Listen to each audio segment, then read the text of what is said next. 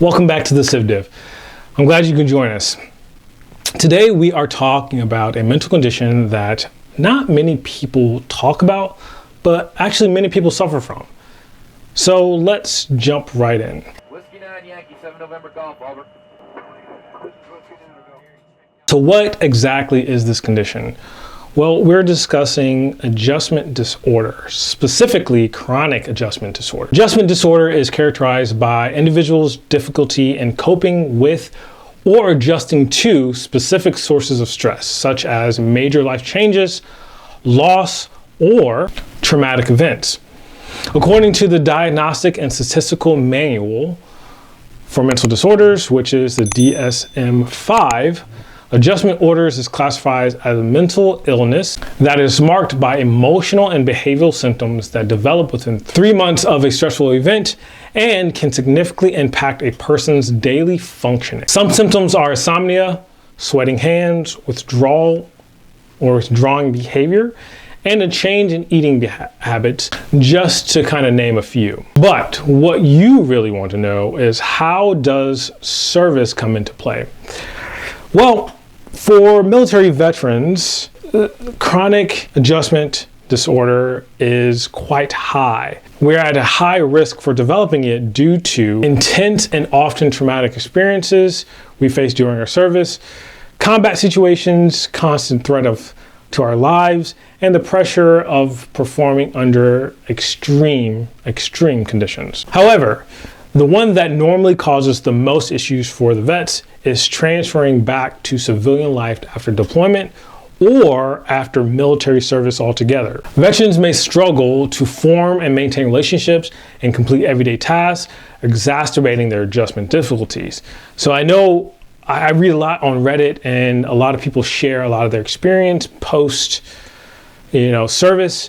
And this is one of those things. So for a lot of the guys who get out with no plan, they have no idea what they want to do, this can definitely be one of those conditions that are developed from the sheer anxiety, from the sheer pressure of being able to perform outside of the service just like you did inside of the service. So for every mental health condition, especially since this is classified as a mental health condition, the VA uses the General Mental Health Rating System to evaluate severity of the condition and the impact on occupational and the veteran's life. So you already may know the ratings that are given is 10, 30, 50, 70, and 100. It used to have a 0 rating, but with the new mental health changes, the 0 rating is no longer going to be present there. It's going to start at 10%, which is going to raise the ceilings on a lot of compensable mental health ratings throughout the VA disability apparatus. It used to be that each percent reflects on disability and impairment in social and occupational functioning, but we know that with the changes, this occupational and social impairment aspect is going to kind of go away. And now you're going to have the 5 domains. But since we aren't really going to be diving into that right now, we're just going to keep the regular 10, 30, 50, 70, and I'm just going to highlight some of the 38 CFR and the next screen here.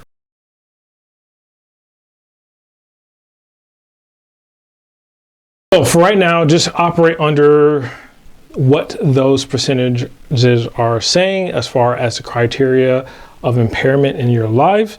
And chronic adjustment disorder is still going to be relatively the same within those different percentages. So without belaboring that point, let's go ahead and talk about secondaries. So secondary conditions can also be linked to chronic adjustment disorder, just like any other mental health disorder. These conditions either arise from or are aggravated by the primary symptom, the primary condition, which is chronic adjustment disorder. So veterans with chronic adjustment disorder may develop secondary conditions such as major depressive disorder, anxiety, or even substance abuse. One of the main takeaways here is that the VA does differentiate between adjustment disorder and other mental health disorders. They're not one and the same. So you can have separate disorders under the same mental health rating. So you can have multiples within, but only one rating. So just understand that they are going to be able to build each other depending on the severity of the symptoms of the different disorders that you do have. So it is crucial to understand the symptoms, the impact of military service, and how the VA is rating the conditions to ensure that the veteran is receiving the correct rating based on their severity. This will ensure that you are getting the support and the benefits that you deserve and maximize your ability to show causation and correlation between different conditions. Because if you can do that in an effective manner, you will then be able to increase your ability for service connection. So I wanted this to be quite quick. These disorders are pretty straightforward once you really dive into what forms those conditions, right? And we're doing this to make sure that you understand that depression, anxiety,